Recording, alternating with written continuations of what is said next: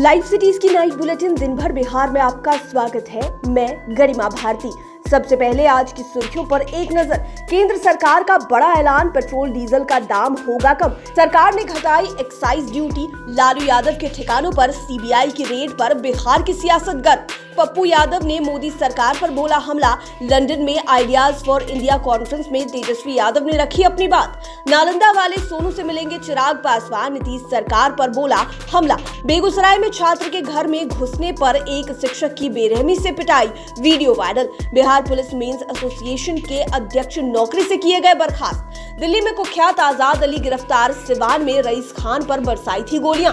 और बिहार में आंधी, पानी और ठनका के आसार, मौसम विभाग ने जारी किया अलर्ट। अब खबरें विस्तार से।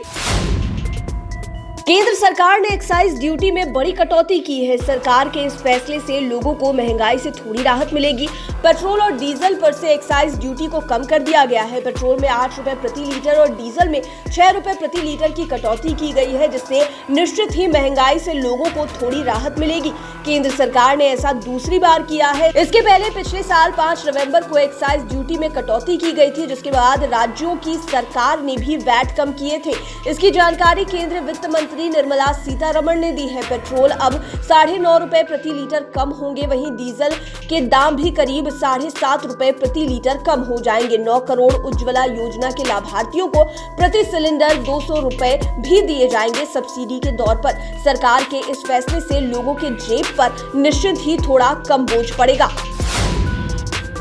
लालू यादव के खिलाफ सीबीआई की छापेमारी भले ही खत्म हो गई हो, लेकिन अब बिहार में सियासत शुरू हो गई है। पक्ष और विपक्ष के तमाम नेताओं की प्रतिक्रिया सामने आ रही है। लालू के घर रेड के लिए कांग्रेस ने पीएम मोदी को जिम्मेदार ठहराया है। कांग्रेस विधायक अजीत शर्मा ने लालू यादव के खिलाफ सीबीआई रेड पर कहा कि सिर्फ विपक्ष के नेताओं के खिलाफ ही सीबीआई की कार्रवाई क्यों, सत्ता पक्ष के लोगों के ठिकाने पर छापेमारी क्यों नहीं होती। उन्होंने कहा है कि सिर्फ विपक्ष के नेताओं ने यहाँ सीबीआई और ईडी छापा मार रही है, क्यों भाजपा के सभी नेता और मंत्री दूध के धुले हैं। अजीत शर्मा ने कहा कि जनता देख रही है कि किस तरह से लालू परिवार को सीबीआई के माध्यम से परेशान करवाया जा रहा है।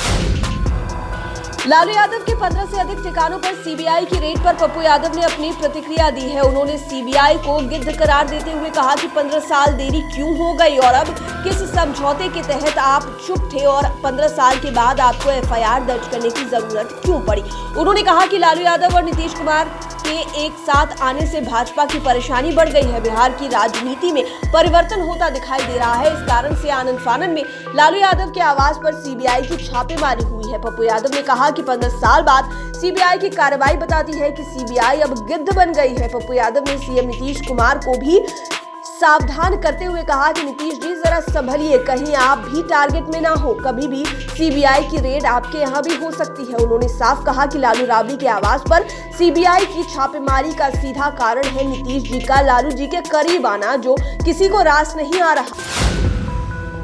एसबीएफ और ब्रिज इंडिया द्वारा लंदन में आयोजित आइडियाज फॉर इंडिया कॉन्फ्रेंस में नेता प्रतिपक्ष तेजस्वी यादव शामिल हुए। तेजस्वी यादव ने इस कॉन्फ्रेंस को संबोधित करते हुए कहा कि भारतीय स्वतंत्रता के 75वें वर्ष में हमें संविधान में निहित मूल्यों को मजबूत करने की दिशा में और अधिक सख्ती से काम करने की आवश्यकता है। इस अवसर पर तेजस्वी ने लोकतंत्र, विपक्ष और भारत के भविष्य पर अन्य वरिष्ठ राजनेताओं के साथ विचारों का आदान प्रदान किया।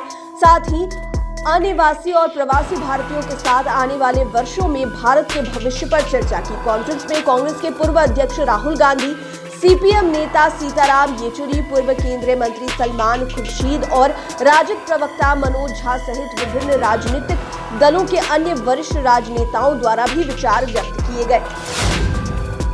पासवान ने नालंदा वाले सोनू के बहाने नीतीश सरकार पर जमकर निशाना साधा। उन्होंने कहा है कि सिर्फ एक सोनू की मदद करने से कुछ नहीं होने वाला। बार बार मैं इसी बात को बोलता हूं कि सोनू सिर्फ एक प्रतीक है। सोनू जैसे हजारों लाखों बिहार के बच्चे ऐसे हैं जिसको मदद की जरूरत है। उन्होंने कहा कि सोनू से मेरी फोन पर बात हुई है, मैं भी सोनू से मिलने जाऊंगा, लेकिन सिर्फ सोनू की मदद करने से चीजें नहीं सुधरेगी। पूरे सिस्टम में सुधार की जरूरत है। आज हर नेता में रेस लगी हुई है कि कौन पहले पहुंच रहा है, कौन ज्यादा मदद कर रहा है, लेकिन एक सोनू की मदद करने से नहीं होगा।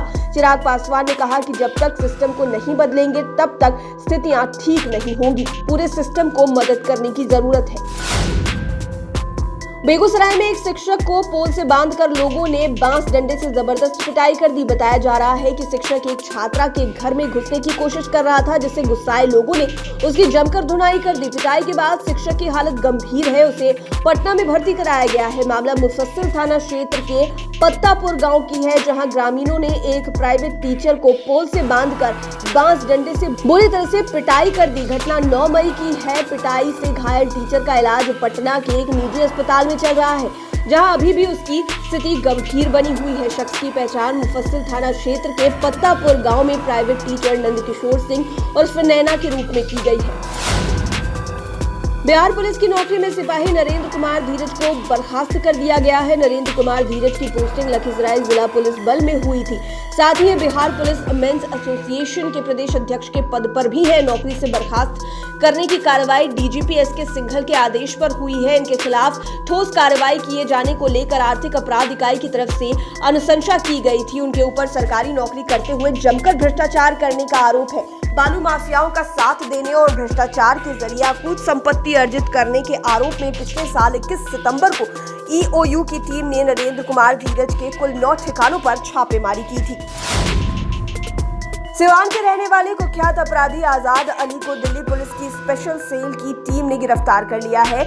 यह वही आजाद अली है जिसने 4 अप्रैल को सिवान में एमएलसी चुनाव खत्म होते ही वहां प्रत्याशी रहे रईस खान के काफिले पर हमला कर दिया था। AK-47 से गोलियों की बौछार कर दी गई थी। हमले में रईस खान का ड्राइवर और एक सहायक समेत कुल 5 लोग गंभीर रूप से घायल हो गए थे। इस कुख्यात को पकड़े जाने के बाद दिल्ली पुलिस ने आधिकारिक बयान भी जारी किया है। वहीं सिवान के एसपी शैलेश कुमार सिन्हा ने भी दिल्ली में कुख्यात आजाद अली की गिरफ्तार किए जाने की पुष्टि की है। उन्होंने कहा कि जल्द ही उसे दिल्ली से बिहार लाने की कवायद की जाएगी। जहां तक बात करें दिवंगत मोहम्मद शहाबुद्दीन के बेटे ओसामा की, तो उस पॉइंट पर अभी भी जांच चल रही है।